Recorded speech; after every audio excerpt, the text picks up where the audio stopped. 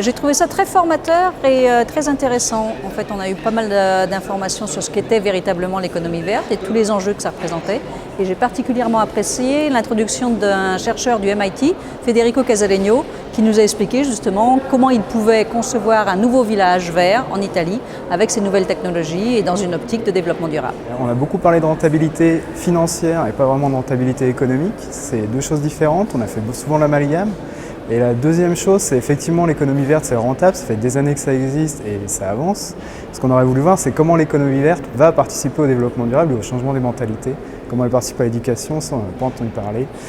C'est bien beau les questions de subventions, mais on n'a pas parlé des contraintes et des normes. On a parlé des labels et on a évité aussi la question de l'autodéclaration de beaucoup de marques.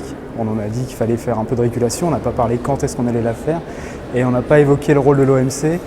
Et on avait, bon, voilà, il y a plein de choses qu'on aurait pu évoquer, qu'on aurait pu mettre en place, ça n'a pas été fait, mais c'était intéressant. Je suis frappé par la subsistance aujourd'hui d'une assez grande dichotomie entre deux réflexions qui sont intéressantes, mais l'une qui est clairement beaucoup plus développée ici que l'autre.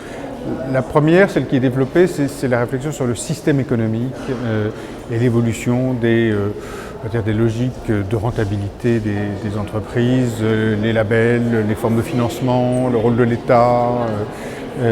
Et de ce point de vue-là, il y a des choses qui changent et probablement une opportunité historique qu'on saisira, qu'on ne saisira pas. Il y a des signes un peu dans les différents sens à l'occasion de la crise et de la demande de régulation et de la demande d'aide publique, aujourd'hui insuffisamment conditionnée par des règles écologiques. Ce qui me paraît très peu présent, c'est l'angle de l'innovation.